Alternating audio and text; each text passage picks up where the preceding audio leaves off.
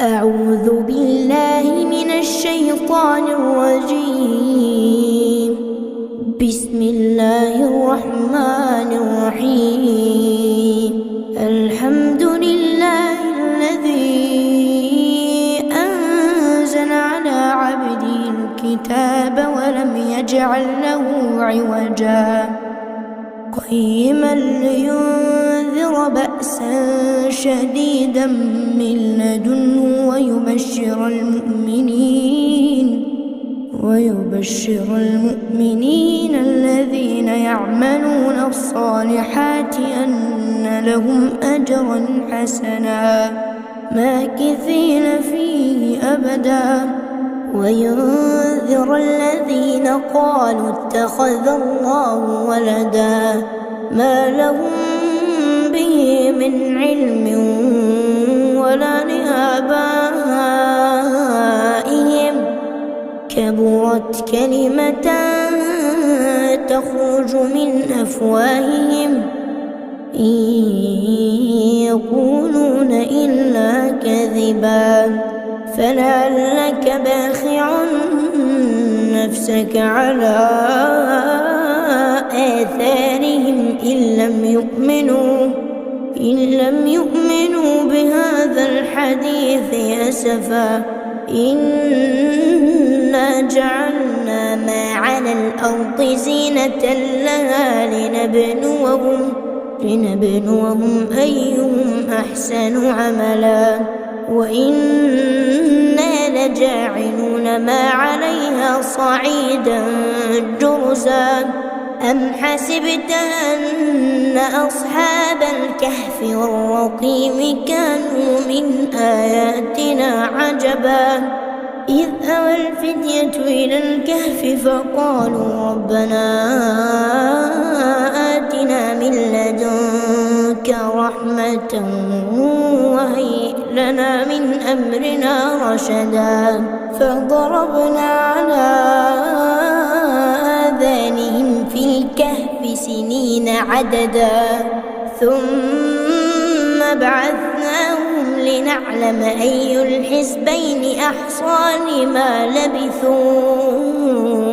أمدا نحن نقص عليك نبأهم بالحق إنهم فتية آمنوا بربهم وزدناهم هدى وربطنا على قلوبهم إذ قاموا فقالوا ربنا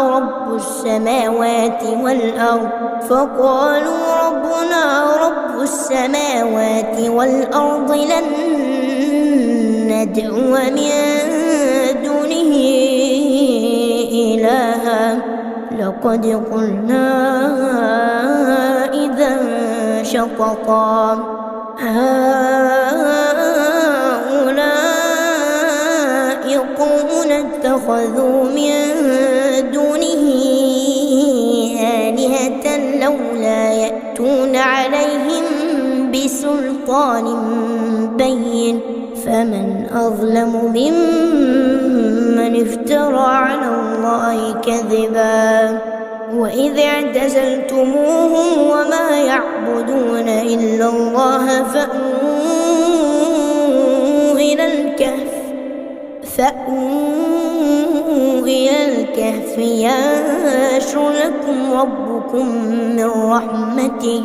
ينشر لكم ربكم من رحمته ويهيئ لكم من أمركم مرفقا وترى الشمس إذا طلعت تزاور عن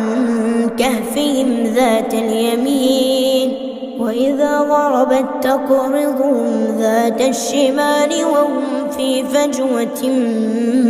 منه ذلك من آيات الله من يهد الله فهو المهتد ومن يضلل فلا تجد له وليا مرشدا وتحسبهم أيقاظا وهم رقود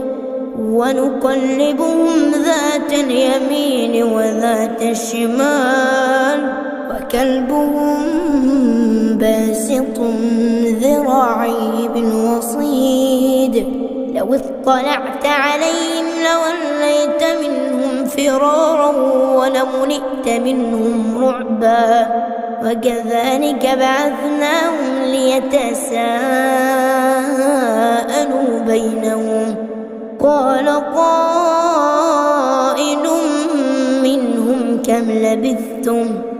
قالوا لبثنا يوما أو بعض يوم قالوا ربكم أعلم بما لبثتم فابعثوا أحدكم بورقكم هذه إلى المدينة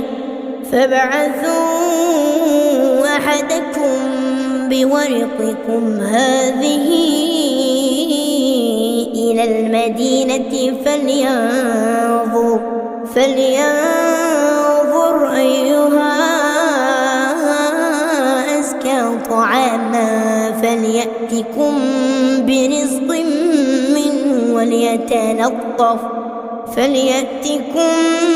برزق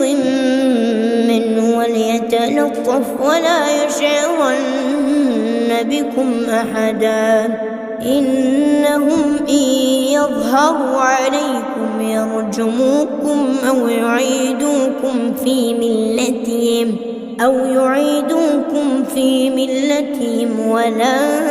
تفلحوا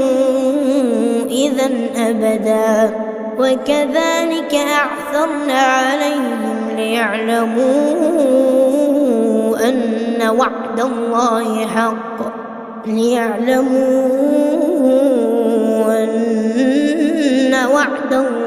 حق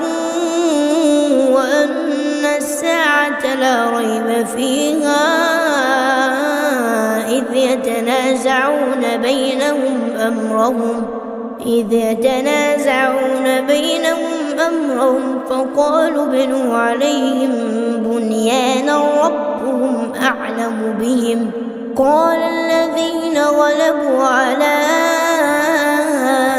أمرهم لنتخذن عليهم مسجدا سيقولون ثلاثة رابعهم كلبهم ويقولون خمسة سادسهم كلبهم رجما بالغيب ويقولون سبعة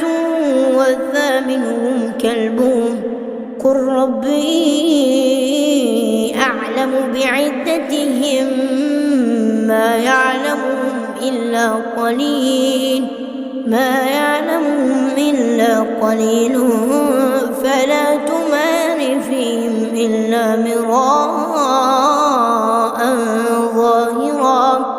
فلا تمار فيهم إلا مراء ظاهرا ولا تستفت فيهم منهم أحدا ولا تقولن لشيء إني فاعل ذلك غدا إلا أن يشاء الله واذكر ربك إذا نسيت وقل عسى أن يهديني ربي لأقرب من هذا رشدا ولبثوا في كهفهم 300 سنين وازدادوا 9 قل الله أعلم بما لبثوا له غيب السماوات والأرض أبصر به وأسمع ما لهم من دونه من ولي ولا يشرك في حكمه أحدا واتل ما أوحي إليك من كتاب ربك لا مبدل لكلماته ولا تجد من دونه ملتحدا واصبر نفسك مع الذين يدعون ربهم بالغداة والعشي يريدون وجهه ولا تعد عيناك عنهم تريد زينة الحياة الدنيا ولا تطع من أغفلنا قلبه عن ذكرنا واتبع هواه وكان أمره فرطا. وقل الحق من ربكم فمن شاء فليؤمن ومن شاء فليكفر. إنا أعتدنا للظالمين نارا أحاط بهم سرادقها وإن يستغيثوا يغاثوا بماء كالمهل يشوي الوجوه بئس الشراب وساءت مرتفقا. إن الذين آمنوا وعملوا الصالحات إنا لا نضيع أجر من أحسن عملا. أولئك لهم جنات عدن تجري من تحتهم الأنهار يحلون فيها من أساور من ذهب ويلبسون ثيابا خضرا من سندس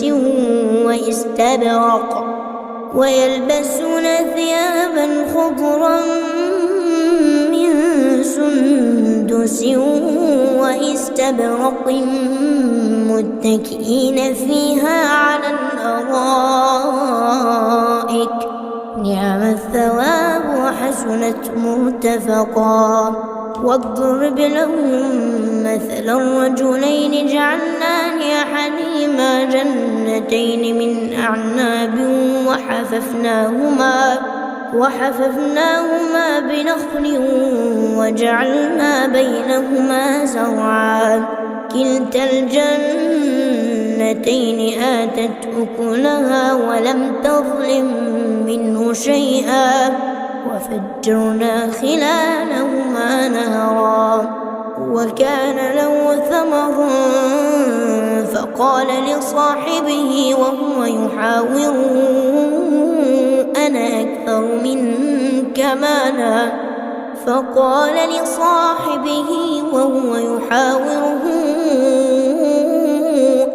أكثر منك مالا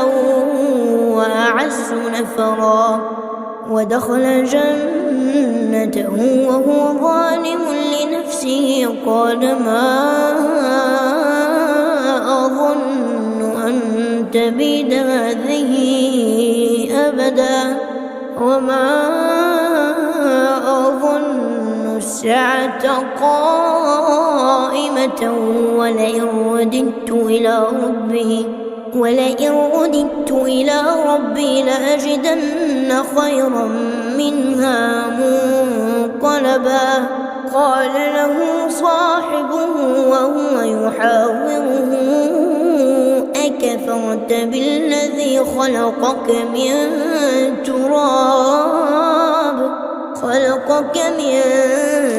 تراب ثم من نطفة ثم سواك رجلا لكن هو الله ربي ولا أشرك بربي أحدا. ولولا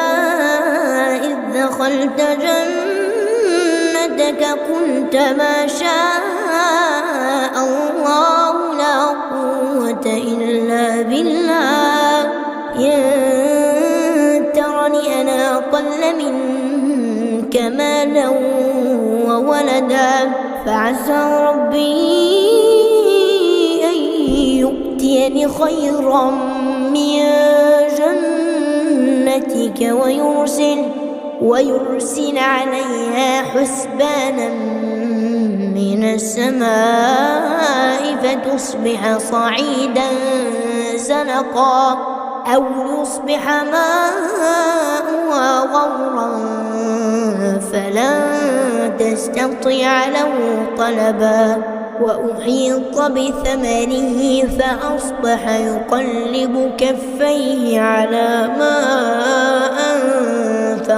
فيها وهي خاوية على عروشها ويقول يا ليتني لم أشرك بربي أحدا ولم تكن له فئة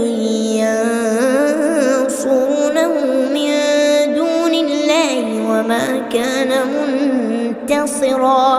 هنالك الولاية لله الحق هو خير ثوابا وخير عقبا واضرب لهم مثل الحياة الدنيا كماء أنزلناه من السماء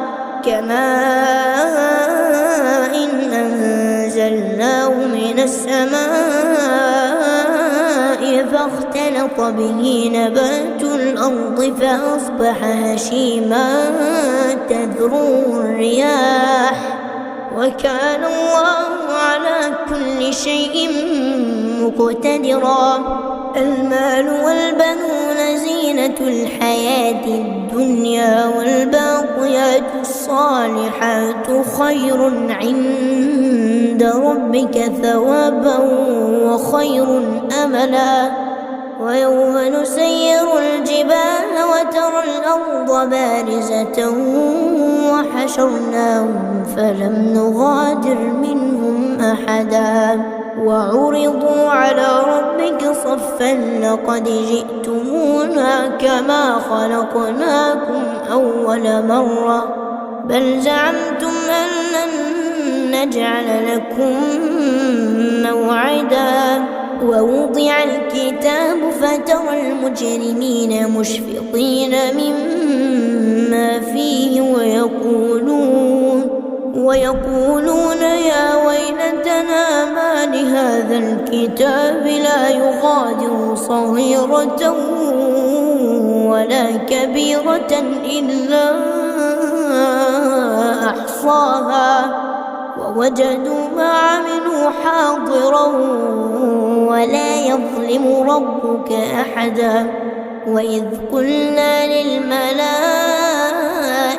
اسجدوا لآدم فسجدوا إلا إبليس كان من الجن ففسق عن أمر ربه أفتتخذونه وذريته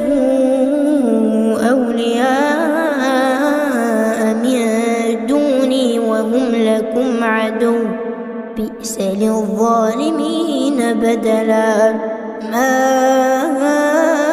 أشهدتهم خلق السماوات والأرض ولا خلق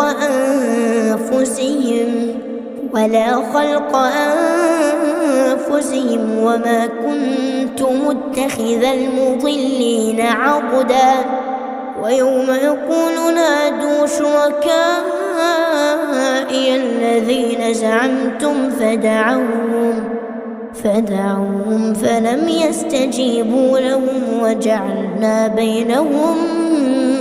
موبقا ورأى المجرمون النار فظنوا أنهم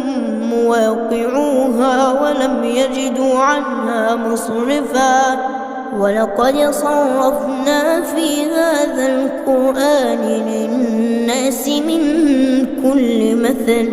وكان الإنسان أكثر شيء جدلا وما منع الناس أن يؤمنوا إذ جاءهم الهدى ويستغفروا ربهم إلا أن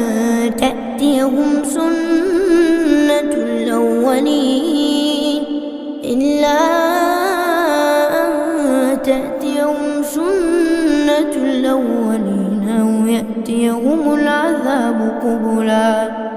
وما نرسل المرسلين إلا مبشرين ومنذرين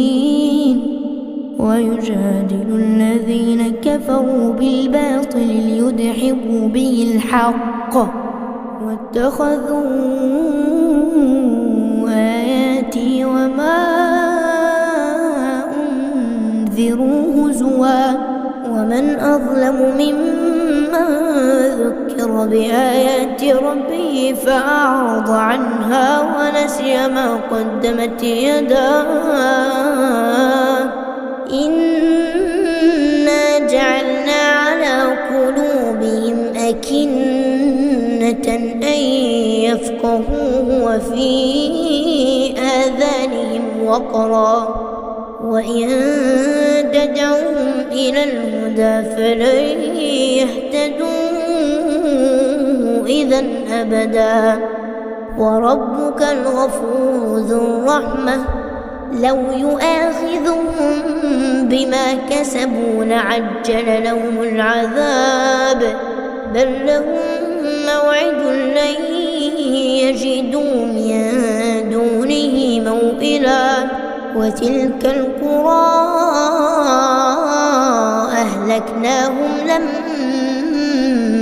ظلموا وجعلنا لمهلكهم موعدا وإذ قال موسى لفتاه لا أبرح حتى أبلغ مجمع البحرين أو أمضي حقبا فلما بلغا مجمع بينهما نسيا حوتهما فاتخذ سبيله في البحر سربا فلما جاوزا قال لفتاه آتنا غداءنا لقد لقينا من سفرنا هذا نصبا قال أرأيت إذ أوينا إلى الصخرة فإني نسيت الحوت وما أنسانيه إلا الشيطان أن أذكره واتخذ سبيله في البحر عجبا قال ذلك ما كنا نبغ فارتدا على آثارهما قصصا فوجدا عبدا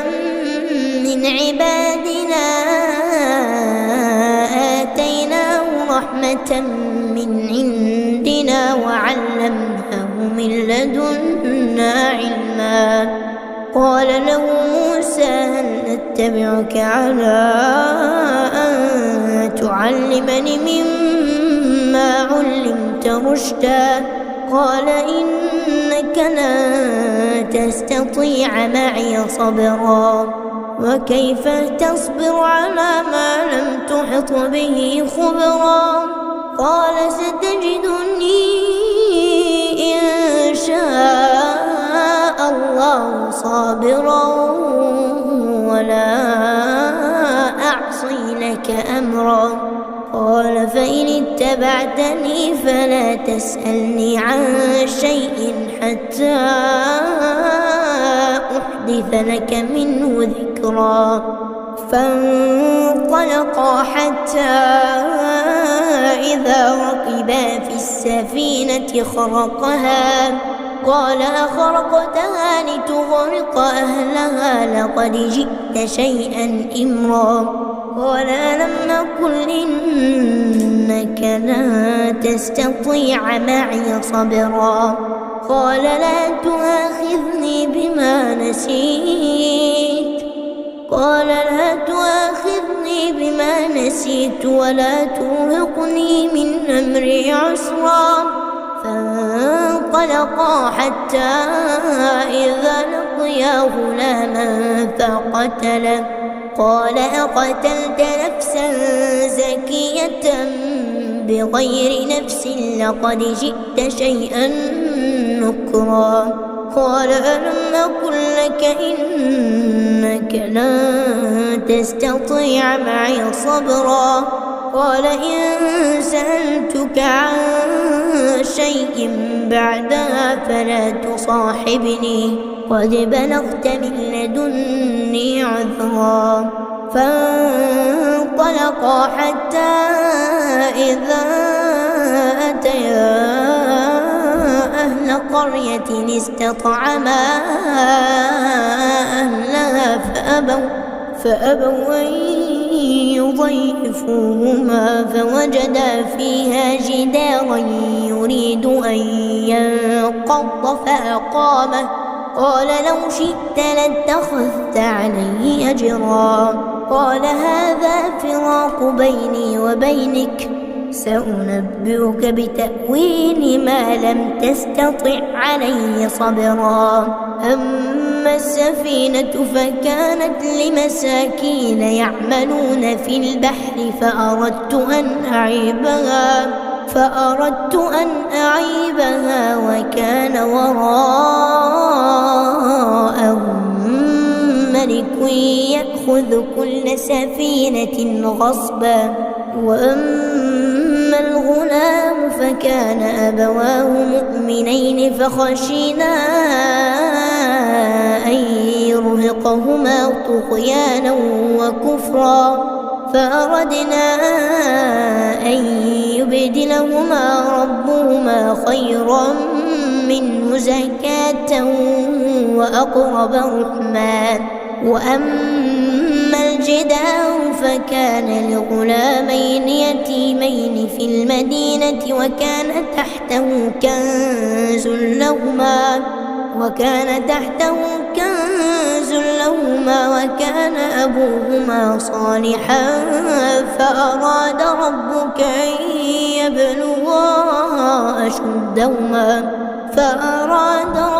أن يبلغا أشدهما ويستخرجا كنزهما رحمة من ربك وما فعلته عن أمري ذلك تأويل ما لم تسطع عليه صبرا ويسألونك عن ذي القرنين قل سأتلو عليكم منه ذكرا إنا مكنا له في الأرض وآتيناه من كل شيء سببا فأتبع سببا حتى إذا بلغ مغرب الشمس وجدها تغرب في عين حمئة ووجد عندها قوما قلنا يا ذا القرنين إما أن تعذب وإما أن تتخذ فيهم حسنا قال أما من ظلم فسوف نعذبه ثم يرد إلى ربه فيعذبه عذابا نكرا وأما من آمن وعمل صالحا فله جزاء الحسنى وسنقول له من أمرنا يسرا ثم أتبع سببا حتى إذا بلغ مطلع الشمس وجدها تطلع على قوم لم نجعل لهم من دونها سترا كذلك وقد أحطنا بما لديه خبرا ثم أتبع سببا حتى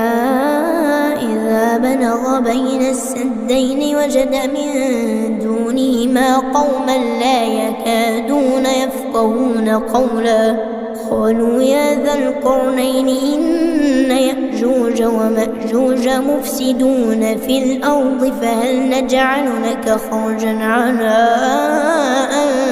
تجعل بيننا وبينهم سدا قال ما مكني فيه ربي خير فاعينوني بقوة أجعل بينكم وبينهم ردما آتوني زبر الحديد حتى إذا ساوى بين الصدفين قال انفخوا حتى إذا جعله نارا قال آتوني أفرغ عليه قطرا فما استطاعوا أن يظهروه وما استطاعوا له نقبا قال هذا رحمة من ربي فإذا جاء وعد ربي جعله دكاء وكان وعد ربي حقا وتركنا بعضهم يومئذ يموج في بعض ونفخ في الصور فجمعناهم جمعا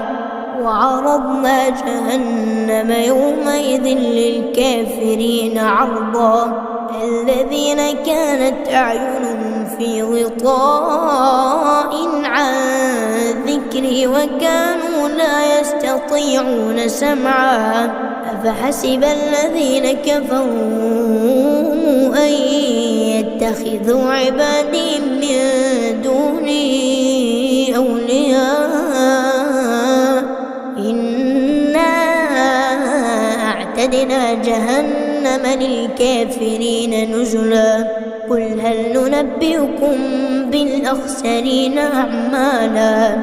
الذين ضل سعيهم في الحياة الدنيا وهم يحسبون أنهم يحسنون صنعا أولئك الذين كفروا بآيات ربهم ولقائه فحبطت أعمالهم فلا نقيم لهم يوم القيامة وزنا ذلك جزاؤهم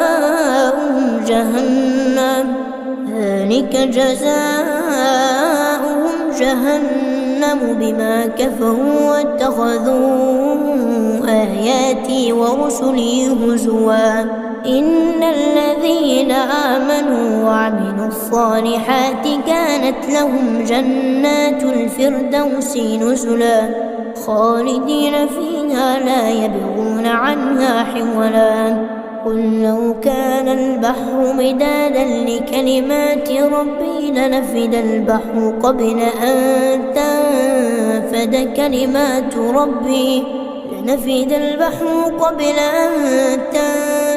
كلمات ربي ولو جئنا بمثله مددا قل إنما أنا بشر مثلكم يوحى إلي أنما إلهكم إله واحد فمن كان يرجو لقاء ربه فليعمل عملا صالحا ولا يشرك بعبادة ربه أحدا.